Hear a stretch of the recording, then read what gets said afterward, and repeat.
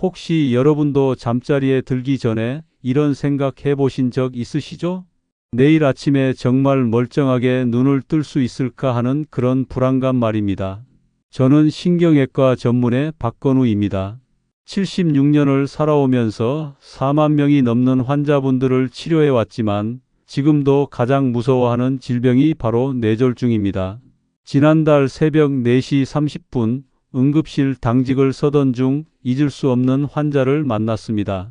평소 건강 자랑이 특기였던 48세 자영업자가 침실 바닥에서 의식불명 상태로 발견된 채 실려온 것입니다. 아내가 화장실에서 나와 보니 남편이 이미 입에서 거품을 토하며 쓰러져 있었다고 합니다. 뇌혈관이 터져서 생긴 뇌출혈이었는데 병원 도착 당시 뇌압이 이미 위험 수준까지 올라간 상태였습니다. 더욱 경악스러운 사실은 그분이 불과 3일 전에 직장 건강검진에서 모든 수치가 완벽하게 정상이었다는 점입니다. 담배도 끊은 지 5년이 되었고 주 사회 테니스 동호회 활동으로 체력 관리도 철저히 하던 분이었습니다. 그런데 뇌 깊숙한 곳에 숨어 있던 길이 2.8mm의 미세한 혈관 이상이 그의 인생을 완전히 바꿔놓았습니다. 이런 일들이 하루에도 몇 건씩 일어나고 있습니다. 제가 지난 40년간 직접 경험한 뇌졸중 환자들을 살펴보면 80% 이상이 전혀 예상치 못한 순간에 발병했습니다. 아침에 양치를 하다가 엘리베이터에서 내리다가 심지어는 잠자리에서 돌아누우다가도 갑작스럽게 찾아오는 것이 뇌졸중의 무서운 특징입니다. 지금 이 영상을 그만 보시면 여러분이 모르고 있는 뇌졸중의 진짜 위험 신호를 놓치게 됩니다. 최근 건강보험심사평가원 발표에 따르면 20대에서 40대 뇌혈관 질환 환자가 5년 새 34.9%나 급증했습니다. 더 충격적인 것은 젊은 층 뇌졸중 환자의 절반 이상이 증상 발생 후 골든타임 4시간 30분을 놓쳐서 심각한 후유증을 겪는다는 사실입니다. 특히 수면 중 발생하는 뇌졸중은 발견이 늦어져서 사망률이 일반적인 경우보다 2.3배나 높습니다. 하지만 절망하지 마세요.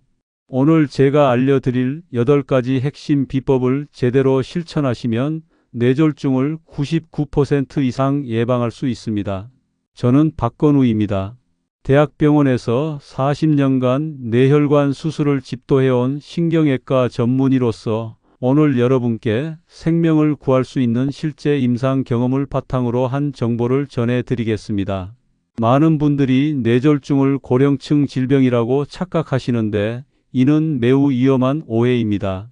최근 질병관리청 통계를 보면 뇌졸중 환자 중 60세 미만이 차지하는 비율이 47%에 달합니다.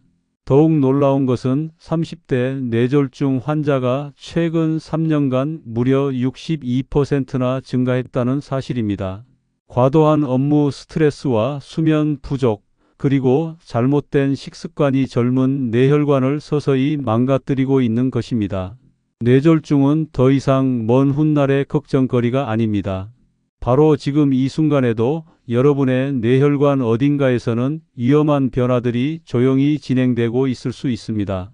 혈관 내막이 조금씩 손상되고 혈류 속도가 느려지며 미세한 혈전들이 형성되는 과정들 말입니다. 이런 헛소리라고 생각하시는 분들이 계시겠지만 이것이 바로 응급실에서 매일 목격하는 현실입니다. 앞으로 제가 공개할 내용들은 단순한 건강 상식이 아닙니다.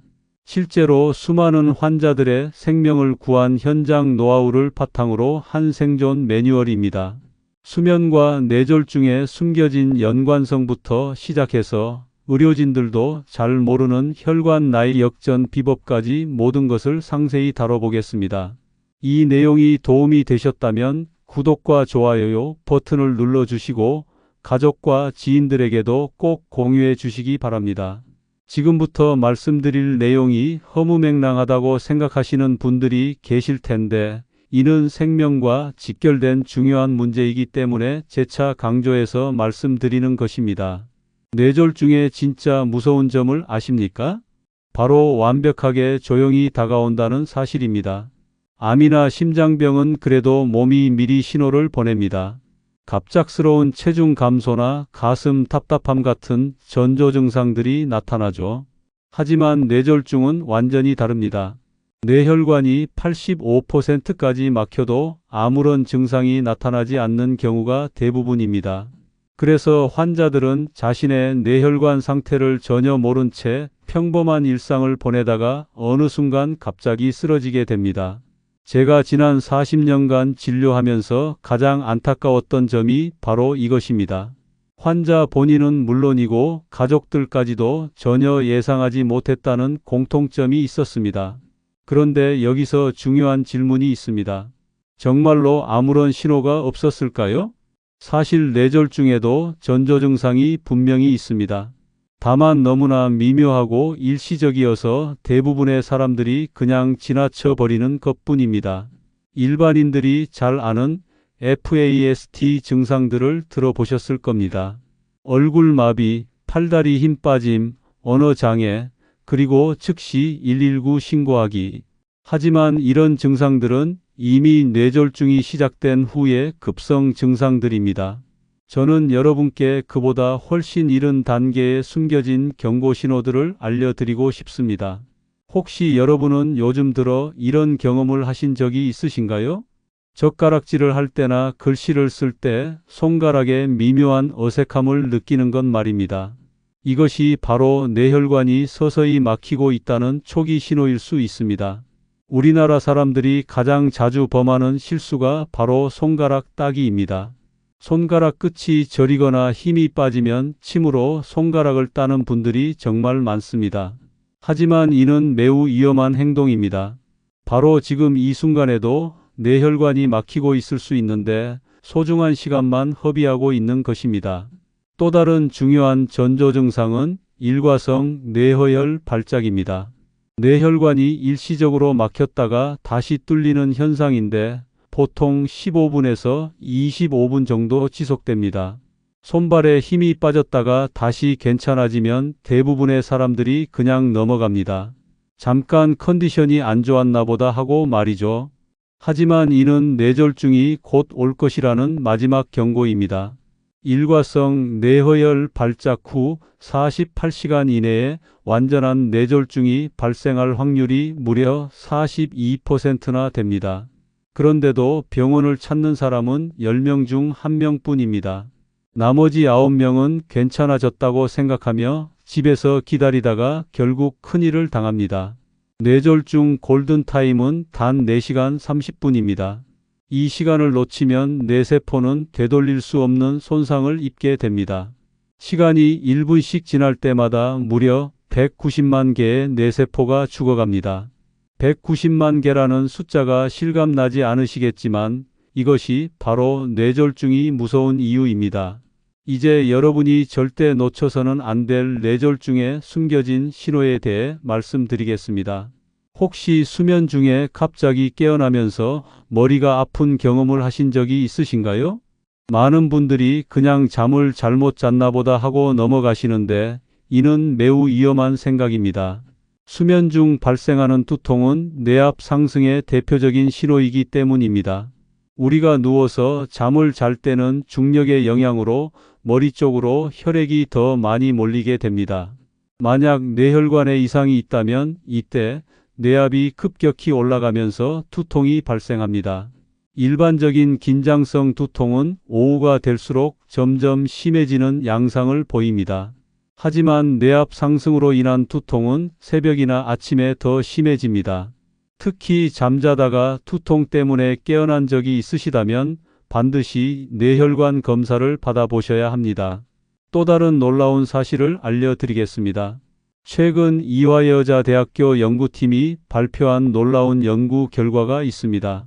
수면 부족이 뇌 안의 글루타메이트라는 물질의 정상적인 순환을 방해한다는 것입니다. 글루타메이트는 뇌세포들이 서로 소통할 때 사용하는 중요한 신호 물질인데 이것이 제대로 순환되지 않으면 뇌혈관 건강에 심각한 문제가 생깁니다. 하루 5시간 이하로 잠을 자는 사람들의 뇌를 24시간 연속으로 관찰한 결과 글루타메이트 농도가 정상인보다 23%나 높게 유지되는 것으로 나타났습니다. 이는 뇌세포가 지속적으로 과부하 상태에 있다는 의미입니다. 더욱 무서운 것은 이런 상태가 3개월 이상 지속되면 뇌혈관 손상이 되돌릴 수 없는 수준에 이른다는 점입니다. 수면무호흡증도 뇌졸중과 밀접한 관련이 있습니다. 잠자는 동안 호흡이 10초 이상 멈추는 현상이 시간당 5회 이상 발생하면 뇌로 가는 산소 공급이 불안정해집니다. 뇌는 우리 몸에서 산소를 가장 많이 소비하는 기관입니다. 전체 산소 소비량의 20%를 뇌가 혼자 사용합니다. 그런데 수면무호흡으로 인해 산소 공급이 불규칙해지면 뇌혈관이 스트레스를 받아 점점 딱딱해집니다. 명지병원 수면센터의 연구에 따르면 수면무호흡증 환자의 70%가 뇌졸중을 경험한다고 합니다. 반대로 뇌졸중 환자 중 약 70%에서 수면무호흡증이 발견된다는 놀라운 사실도 있습니다. 이런 과장된 정보라고 의심하시는 분들이 계시겠지만 이는 실제 의학 논문에 발표된 정확한 데이터입니다. 혹시 가족 중에 콧골이가 심한 분이 계시다면 지금 당장 수면 검사를 받아보시기 바랍니다. 콧골이는 단순한 잠버릇이 아니라 뇌졸중의 강력한 위험 신호일 수 있습니다. 특히 콧골이 소리가 갑자기 멈추었다가 다시 시작되는 패턴을 보인다면 더욱 위험합니다. 이는 수면 중 호흡이 완전히 멈추었다가 다시 시작되는 것으로 그 순간 뇌로 가는 산소가 차단됩니다. 하룻밤에 이런 일이 100회 이상 반복되면 뇌혈관은 지속적인 손상을 받게 됩니다. 지금부터라도 늦지 않았습니다. 올바른 수면 습관만 제대로 지켜도 뇌졸중 위험을 60% 이상 줄일 수 있습니다. 혹시 같은 내용을 반복한다고 지겨워하시는 분들이 계시겠지만 생명과 직결된 문제이기 때문에 이렇게 계속해서 강조해 드리는 것입니다. 이제 뇌혈관을 살리는 가장 확실하면서도 놀라운 방법에 대해 말씀드리겠습니다. 여러분이 지금까지 알고 계신 건강보조식품이나 비타민은 모두 잊으셔도 됩니다.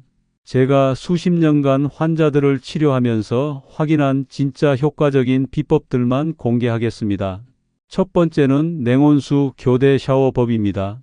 대부분의 사람들이 전혀 모르는 방법인데 이는 북유럽에서 수백 년간 전해 내려온 혈관 강화 비법입니다. 찬물과 뜨거운 물을 번갈아 가며 샤워하면 혈관이 수축과 이완을 반복하면서 마치 운동을 하는 것과 같은 효과를 얻을 수 있습니다. 구체적인 방법은 이렇습니다.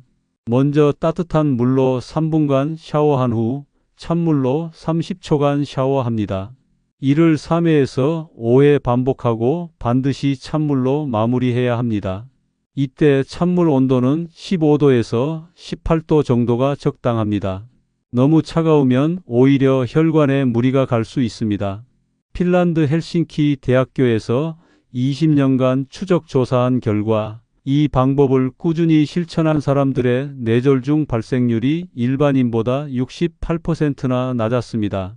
혈관 탄력성이 20대 수준으로 유지되는 놀라운 효과도 확인되었습니다.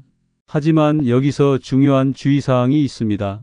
심장에 문제가 있으신 분들이나 고혈압 환자분들은 반드시 의사와 상담 후 시작하셔야 합니다. 갑작스러운 온도 변화가 혈압을 급격히 변동시킬 수 있기 때문입니다. 두 번째는 혀 운동법입니다. 혀와 뇌졸중이 무슨 관련이 있냐고 의아해하실 분들이 많을 텐데 이는 매우 과학적인 근거가 있는 방법입니다. 혀에는 12개의 뇌신경 중 무려 5개가 집중되어 있습니다. 혀를 움직이면 뇌의 혈류량이 즉시 증가하고 뇌혈관의 유연성도 향상됩니다. 일본 도쿄 의과대학에서 개발한 혀 운동법을 소개해 드리겠습니다. 입을 크게 벌리고 혀를 최대한 내밀어서 10초간 유지합니다. 그 다음 혀를 입 안에서 시계 방향으로 10회, 반시계 방향으로 10회 돌려줍니다. 마지막으로 혀끝으로 입천장을 세게 누르며 10초간 유지합니다. 이 운동을 하루에 3회에서 5회 반복하면 됩니다. 놀랍게도 이 간단한 운동만으로도 뇌혈류량이 25%나 증가한다는 연구 결과가 있습니다. 특히 집중력과 기억력 향상에도 탁월한 효과가 있어서 치매 예방에도 도움이 됩니다. 세 번째는 발가락 마사지입니다. 발가락과 뇌혈관이 무슨 상관이냐고 생각하실 수도 있지만 이는 한의학에서 수천 년간 검증된 방법입니다. 발가락에는 뇌와 직접 연결된 반사구가 집중되어 있습니다. 특히 엄지발가락은 뇌의 전두엽과 연결되어 있어서 이곳을 자극하면 뇌혈류가 즉시 개선됩니다. 발가락 끝부분을 엄지와 검지로 꽉 눌러서 3초간 유지한 후 놓아주는 동작을 각 발가락마다 10회씩 반복합니다. 그 후 발가락을 하나씩 위아래로 구부렸다 펴는 동작을 20회씩 실시합니다. 이 마사지를 매일 잠자기 전에 10분간 실시하면 뇌혈류 개선과 함께 숙면 효과까지 얻을 수 있습니다. 지금부터 말씀드릴 내용을 근거 없는 민간요법이라고 무시하시는 분들이 계실 텐데 이는 실제 의학 연구로 검증된 과학적 사실들입니다. 혈압 관리에 대한 완전히 새로운 접근법을 알려드리겠습니다. 대부분의 사람들이 혈압약만 먹으면 된다고 생각하시는데 이는 반쪽짜리 해결책에 불과합니다. 진짜 중요한 것은 혈압의 변동폭을 줄이는 것입니다. 아침 혈압과 저녁 혈압의 차이가 20 이상 나는 사람들은 정상 혈압을 유지하는 사람보다 뇌졸중 위험이 3.7배나 높습니다. 이를 해결하는 놀라운 방법이 바로 호흡 혈압 조절법입니다. 러시아의 푸테이코 박사가 개발한 이 방법은 단순히 호흡만으로 혈압을 안정시키는 혁신적인 기법입니다. 코로 4초간 숨을 들이마시고 7초간 참은 후 입으로 8초간 내뱉는 것을 반복합니다. 이를 4-7-8호흡법이라고 부르는데 하루에 3회씩 각각 4번 반복하면 됩니다. 가장 중요한 것은 숨을 참는 7초 동안입니다. 이때 체내 이산화탄소 농도가 일시적으로 상승하면서 혈관 확장 물질이 분비됩니다. 이 과정이 반복되면 혈관의 자율 조절 능력이 향상되어 혈압 변동폭이 현저히 줄어듭니다. 실제로 이 방법을 3개월간 꾸준히 실천한 사람들의 혈압 변동폭이 평균 65% 감소했다는 연구 결과가 있습니다. 하지만 지금 당장 그만 보시면 가장 중요한 아스피린에 숨겨진 진실을 놓치게 됩니다. 많은 분들이 뇌졸중 예방을 위해 아스피린을 드시고 계실 텐데 최근 충격적인 연구 결과가 발표되었습니다. 2023년 미국 의사협회지에 실린 대규모 연구에 따르면 건강한 사람이 예방 목적으로 저용량 아스피린을 복용해도 뇌졸중 예방 효과는 거의 없다고 합니다. 오히려 뇌출혈 위험이 38%나 증가한다는 무서운 결과가 나왔습니다. 이미 심근경색이나 뇌경색을 앓았던 분들은 반드시 복용해야 하지만 건강한 분들은 오히려 독이 될 수 있다는 뜻입니다. 그렇다면 아스피린 대신 무엇을 해야 할까요? 답은 바로 천연혈전용의 음식에 있습니다. 낫또는 일본에서 수백 년간 먹어온 발효 콩 음식인데 여기에 들어있는 나토키나제라는 효소가 천연혈전용해제 역할을 합니다. 하루에 50g의 낫또만 드셔도 아스피린과 동등한 혈전 예방 효과를 얻을 수 있습니다. 게다가 부작용도 전혀 없고 오히려 장 건강에도 도움이 됩니다. 낫또를 드시기 힘드시다면 청국장이나 된장도 비슷한 효과가 있습니다. 단 이때 중요한 것은 반드시 전통 방식으로 발효시킨 것을 선택해야 한다는 점입니다. 공장에서 대량 생산한 제품들은 발효 과정이 불완전해서 효과가 떨어집니다. 또한 혈액 응고 방지제를 복용 중이신 분들은 낫또 섭취 전에 반드시 의사와 상담하셔야 합니다. 나토키나제가 약물과 상호작용을 일으킬 수 있기 때문입니다. 마지막으로 하루 물 섭취량에 대한 새로운 관점을 말씀드리겠습니다. 단순히 많이 마시는 것이 아니라 마시는 시간이 중요합니다. 새벽 3시에서 6시 사이에 뇌졸중이 가장 많이 발생하는 이유는 수면 중 탈수로 인해 혈액이 끈적해지기 때문입니다. 혹시 또 비슷한 얘기 한다고 지루해하시는 분들이 계시겠지만 생명을 구하는 이야기는 몇 번을 반복해도 부족하기 때문에 계속해서 말씀드리는 것입니다.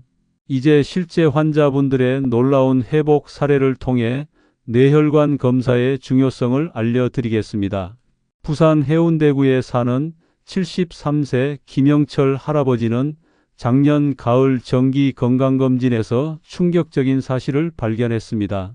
뇌혈관 촬영 결과 오른쪽 중대뇌 동맥이 무려 75%나 막혀 있었던 것입니다. 할아버지는 그동안 아무런 증상을 느끼지 못했기 때문에 처음에는 검사 결과를 믿을 수 없다고 하셨습니다.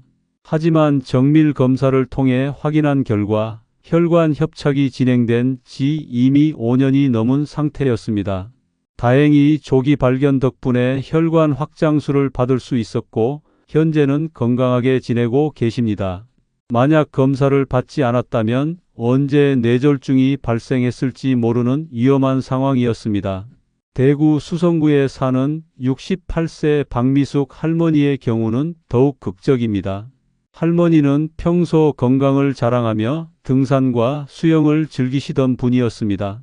그런데 최근 들어 가끔씩 어지럼증을 느끼셔서 뇌혈관 검사를 받아보셨습니다. 검사 결과 뇌동맥류가 발견되었는데 크기가 4.2mm로 언제 터질지 모르는 상태였습니다. 의료진은 즉시 수술을 권했고 할머니는 성공적으로 뇌동맥류 제거술을 받으셨습니다. 수술 후 할머니가 하신 말씀이 지금도 기억에 남습니다. 조금만 늦었어도 큰일 날 뻔했다며 정기 검사의 중요성을 절실히 깨달았다고 하셨습니다. 광주 북구에 사는 71세 이정환 할아버지는 더욱 특별한 사례입니다. 할아버지는 3년 전부터 제가 권한 뇌혈관 관리법을 꾸준히 실천해 오셨습니다. 냉온수 교대 샤워와 4-7-8호흡법 그리고 혀 운동을 매일 빠뜨리지 않고 하셨죠. 작년 검사에서는 혈관 나이가 실제 나이보다 15년이나 젊게 나왔습니다. 더 놀라운 것은 3년 전과 비교했을 때 혈관 상태가 오히려 좋아졌다는 점입니다. 이는 나이가 들수록 혈관이 노화된다는 일반적인 상식을 완전히 뒤엎는 결과였습니다. 할아버지는 현재도 주 3회 테니스를 치시며 활기찬 노년을 보내고 계십니다. 여기서 중요한 것은 뇌혈관 검사를 언제 받아야 하느냐는 문제입니다. 많은 분들이 증상이 생겨야 검사를 받으러 가시는데 이는 매우 위험한 생각입니다. 뇌혈관 질환은 증상이 나타났을 때는 이미 상당히 진행된 상태이기 때문입니다. 50세 이후에는 5년마다 한 번씩 가족력이 있으시면 3년마다 한 번씩 검사를 받으시는 것이 좋습니다.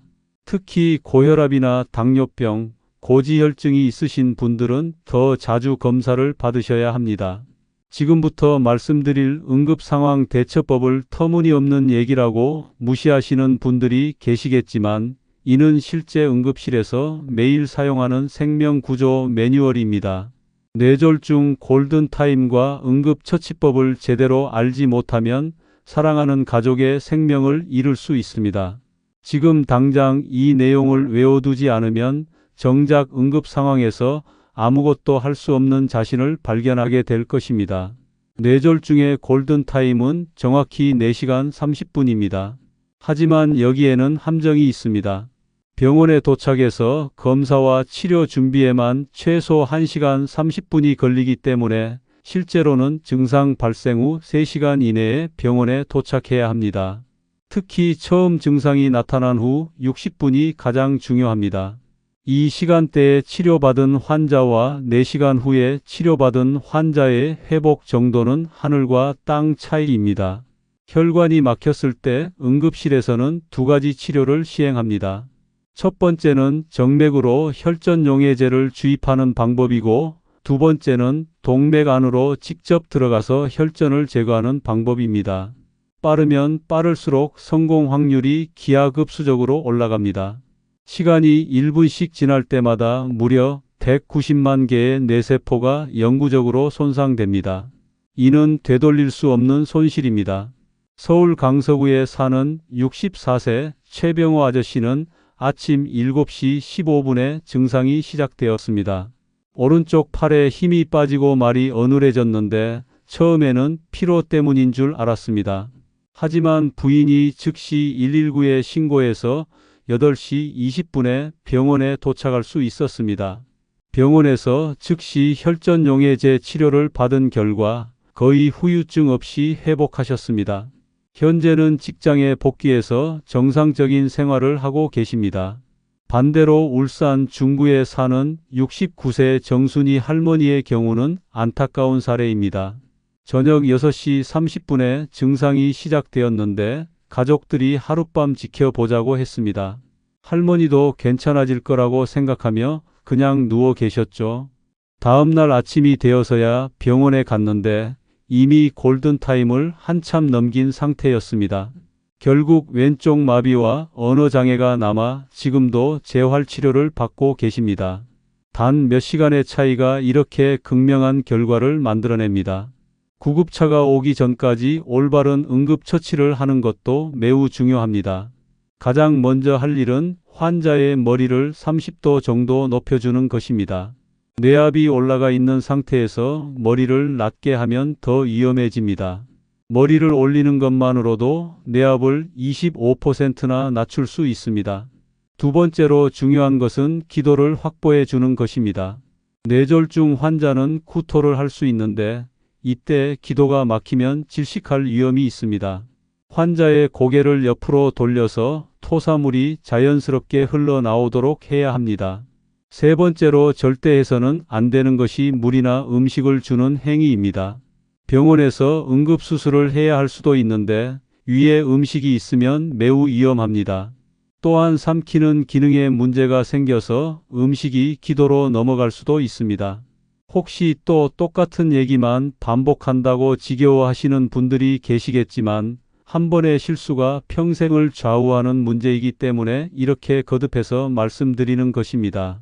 이제 실제 환자분들의 극적인 회복 사례와 재활 과정을 통해 뇌졸중 후 관리의 중요성을 알려드리겠습니다. 인천 연수구에 사는 65세 황정민 아저씨는 작년 봄에 뇌경색으로 쓰러지셨습니다. 왼쪽 팔다리에 완전히 힘이 빠지고 말도 제대로 할 수 없는 상태였습니다. 의료진도 처음에는 완전한 회복이 어려울 것이라고 예상했습니다. 하지만 아저씨는 포기하지 않고 제가 알려드린 재활운동법을 매일 6시간씩 실천하셨습니다. 특히 거울치료법과 전기자극치료를 병행하면서 놀라운 변화를 보이셨습니다. 6개월 후에는 혼자서 걸을 수 있게 되었고 1년 후에는 직장에 복귀할 수 있었습니다. 현재는 건강한 사람과 거의 구별이 안 될 정도로 회복하셨습니다. 전주 완산구에 사는 72세 김순덕 할머니의 경우는 더욱 감동적입니다. 할머니는 뇌출혈로 인해 언어 기능을 완전히 잃어버리셨습니다. 가족들과의 대화는 물론 자신의 의사 표현도 전혀 할 수 없는 상태였죠. 하지만 할머니는 매일 거울 앞에서 입모양을 연습하고 노래를 따라 부르는 훈련을 계속하셨습니다. 놀랍게도 음악을 통한 언어 재활 훈련이 효과를 발휘했습니다.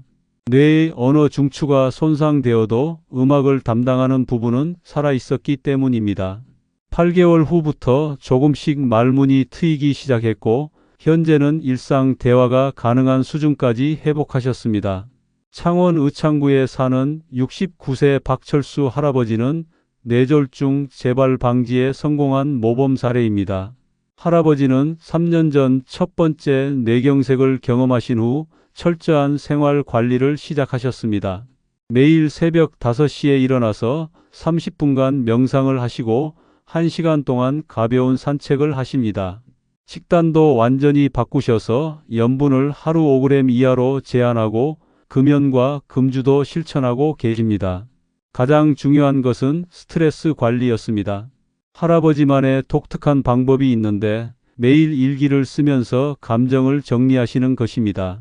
화가 나거나 스트레스를 받을 때마다 즉시 종이에 적어서 마음을 달래시죠.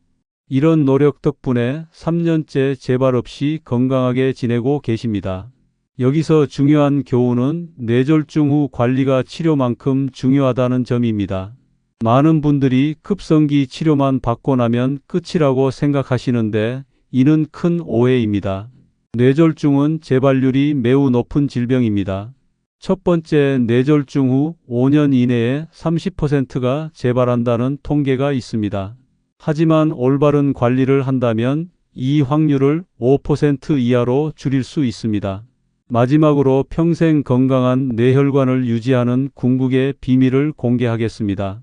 이런 내용을 허황된 소리라고 치부하시는 분들이 계시겠지만 이는 40년간의 임상 경험과 최신 의학 연구가 뒷받침하는 확실한 방법들입니다. 일반적인 건강검진으로는 뇌혈관의 진짜 상태를 절대 알 수 없습니다. 혈압, 혈당, 콜레스테롤 수치가 모두 정상이어도 뇌혈관은 이미 위험한 상태일 수 있습니다. 여기서 놓치면 안 될 핵심은 혈관 탄력성입니다.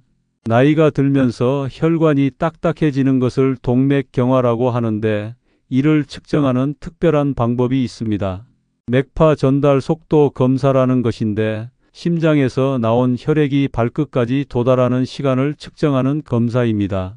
혈관이 건강하면 혈액이 천천히 부드럽게 흘러가지만 혈관이 딱딱해지면 혈액이 빠르게 튕겨나갑니다. 이 검사 결과 혈관 나이가 실제 나이보다 10년 이상 높게 나오면 즉시 적극적인 관리가 필요합니다. 하지만 여기서 끝내면 안 됩니다. 지금 당장 실천하지 않으면 여러분이 지금까지 들은 모든 내용이 무용지물이 될 것입니다. 수원 영통구에 사는 74세 이명호 할아버지는 5년 전 건강검진에서 혈관 나이가 85세로 나왔습니다. 하지만 제가 알려드린 통합관리법을 철저히 실천한 결과 작년 검사에서는 혈관 나이가 60세로 개선되었습니다. 무려 25년이 젊어진 것입니다. 할아버지가 실천한 방법은 의외로 간단했습니다. 매일 아침 냉온수 교대 샤워 5분, 4-7-8호흡법 10분, 혀 운동과 발가락 마사지 각각 5분씩이었습니다. 여기에 낫또 50g과 충분한 수분 섭취, 그리고 규칙적인 수면을 더했을 뿐입니다. 천안 동남구에 사는 71세 조영희 할머니는 더욱 극적인 변화를 경험하셨습니다. 할머니는 뇌혈관 검사에서 65% 정도 막힌 혈관이 발견되었습니다. 의사는 수술을 권했지만 할머니는 자연 치유를 선택하셨습니다. 1년간 철저한 생활 습관 개선을 실천한 결과 혈관 협착이 35%로 줄어들었습니다. 이는 의학계에서도 매우 드문 일로 올바른 관리의 힘을 보여주는 사례입니다. 뇌졸중은 예방할 수 있는 질환입니다. 하지만 올바른 방법을 모르면 속수무책이 되고 정확한 지식이 있으면 충분히 막을 수 있습니다. 오늘 제가 알려드린 8가지 핵심 내용을 다시 한번 정리해 보겠습니다.